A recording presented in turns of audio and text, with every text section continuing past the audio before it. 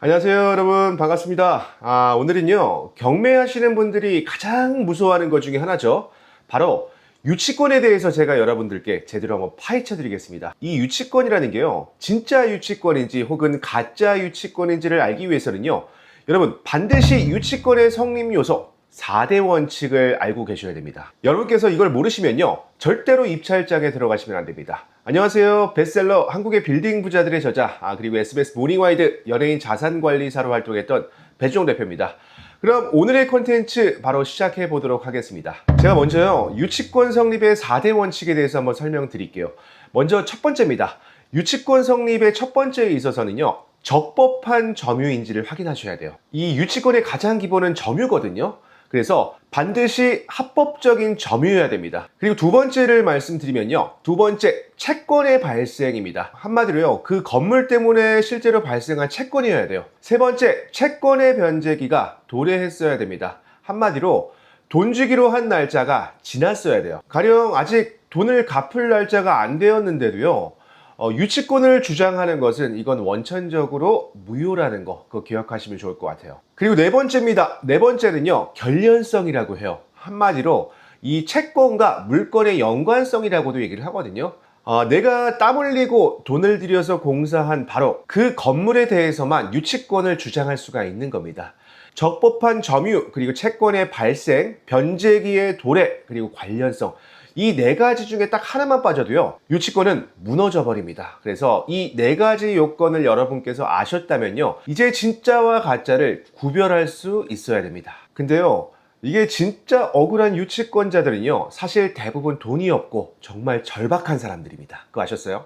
이게 대부분이 소송할 여력도 없고요, 그리고 점유를 유지할 체력도 없는 경우가 대부분이에요. 그래서 오히려 힘없이 무너지는 경우가 실무에선 너무도 많습니다. 반대로 우리가 진짜 경계해야 될 건요, 소유자와 직접 짜고 치는 가짜 유치권입니다. 그럼 제가 지금부터요, 가짜 유치권, 소위 허위 유치권을 깨는 네 가지 실전 전략에 대해서 지금부터 말씀드리겠습니다. 자, 첫 번째입니다.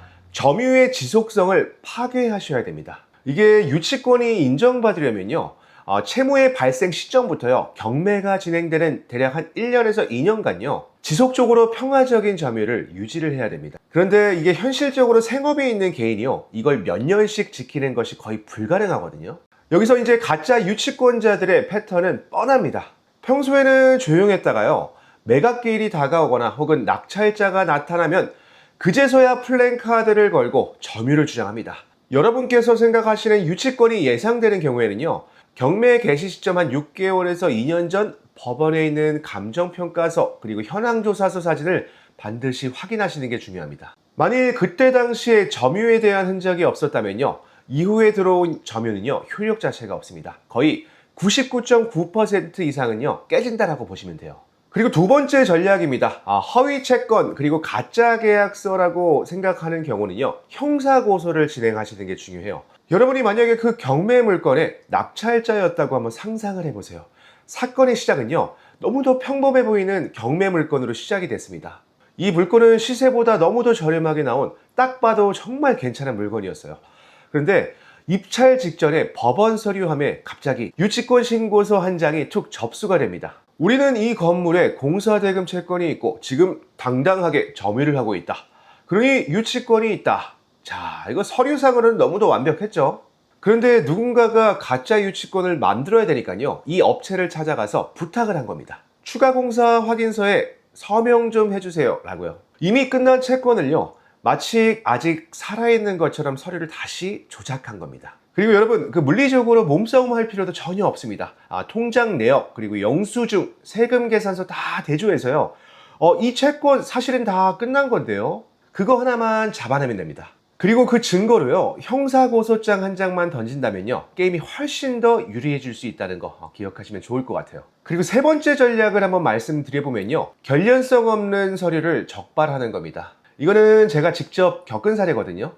유치권 서류를 제가 이제 검토를 하는데요, 양도 정말 엄청나게 많고 영수증도 상세하게 첨부가 돼 있어서 처음에 정말 진짜처럼 보였어요. 그런데요, 영수증 하나하나 한번 대조를 해보니까 이게 지금 경매 나온 물건이 아니라요, 전혀 다른 지역에 호스텔 공사 서류를 가져와서 짜집게 한 거였습니다. 결론적으로요, 이 물건과 채권 사이의 연관성, 소위 결련성이 깨지면 그 즉시 유치권은 소멸한다라는 거, 그거 기억하시면 좋을 것 같습니다. 마지막 네 번째 전략입니다. 유치물을 무단으로 사용 수익하는 것을 적발하는 거예요. 유치권자는요, 채무자의 승낙 없이 함부로 그 건물을 쓰거나 혹은 돈을 벌면 안 됩니다. 경매로 나온 모텔 건물을 조사하러 나가는데요, 유치권자가 버젓이 그 모텔을 운영하고 있다면, 그것도 유료로 운영하고 있다면 이건 문제가 될 수 있겠죠.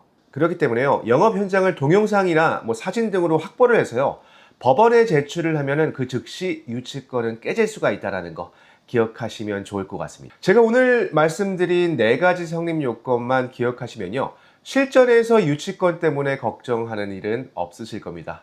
자, 오늘의 콘텐츠는 여기서 마무리하겠습니다. 저는 SBS 모닝와이드 연예인 빌딩 자산관리사로 활동했던 배주영 대표였습니다.